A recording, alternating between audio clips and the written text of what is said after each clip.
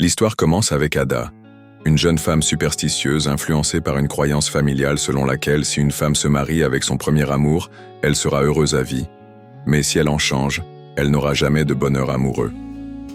Ada est follement amoureuse de Rüzgar, un étudiant étranger en Turquie. Ada découvre qu'il la trompe avec une collègue, tu sais, et en est contrariée.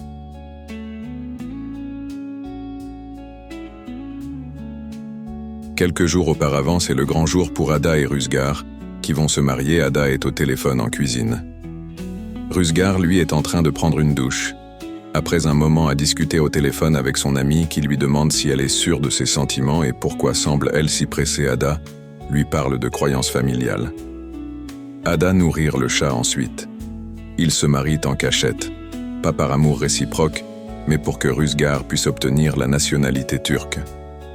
Ada croit de tout cœur qu'il est son âme sœur et que leur amour est destiné. Plus tard, ils sont chez le notaire après un certain temps. Rüzgar obtient la nationalité après vérification. Ada est satisfaite car, enfin, ce qu'elle a toujours rêvé est sur le point de se réaliser.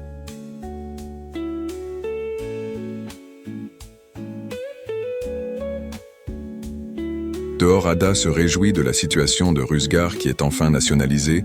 Elle espère ainsi réaliser cette croyance familiale. Mais du côté de Rüzgar, les choses semblent différentes, lui semblent éloignées. Ada doit maintenant retrouver son ami au travail pour lui raconter sa situation. Bora Dogrulsoz est un homme d'affaires important qui se rend au restaurant où travaille Ada. Il a un rendez-vous, rassurez-vous, lui et Ada ne se connaissent pas. Il est là pour voir une autre femme.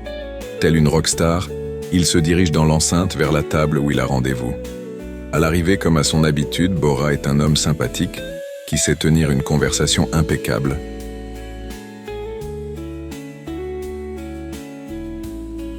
Pendant ce temps, Ada est en train de discuter avec son amie au sujet des différents boulots qu'elle a occupés et du jour où elle a rencontré Rüzgar et qu'elle croit en le fait qu'il soit l'homme parfait à ses yeux. Mais son amie ne veut pas qu'elle s'emballe au premier copain. Ce jour-là, raconte Ada, Rüzgar l'avait séduit par son élégance. Plus tard, le chef les rappelle à l'ordre, il y a des clients qui attendent.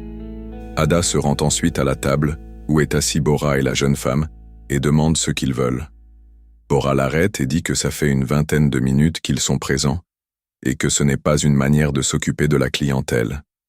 Ada est en colère mais ne le montre pas. Bora continue, et dit que la clientèle, ça se respecte. Ada dit qu'ils sont occupés en cuisine. En cuisine, Ada parle à son ami de ce qui s'est passé à la table de Bora, puis se dirige avec un serveur pour servir la commande de Bora et son invité. Bora continue à parler, même à table, il semble avoir beaucoup à dire. Ada, qui vient à sa table, l'écoute discrètement. Bora fait ensuite des déclarations qu'entend « l'ami, c'est la grande incompréhension ». Bora se fait traiter de faux type par cette dernière alors qu'ils sont en train de discuter. L'invité de Bora se retire de la table et finir par s'en aller vexé par l'attitude de ce dernier. Ada est aux côtés de son ami. Bora se plaint ensuite. Le chef est furieux du service d'Ada concernant Bora, un client important de ce resto.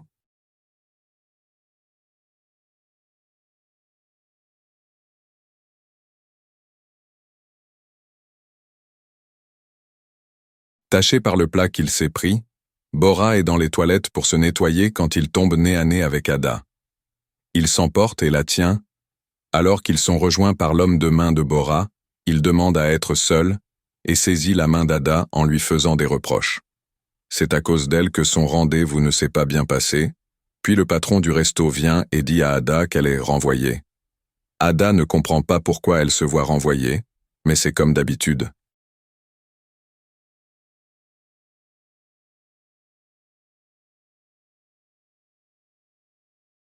Ada est renvoyée et entre à la maison où elle explique la situation à son ami,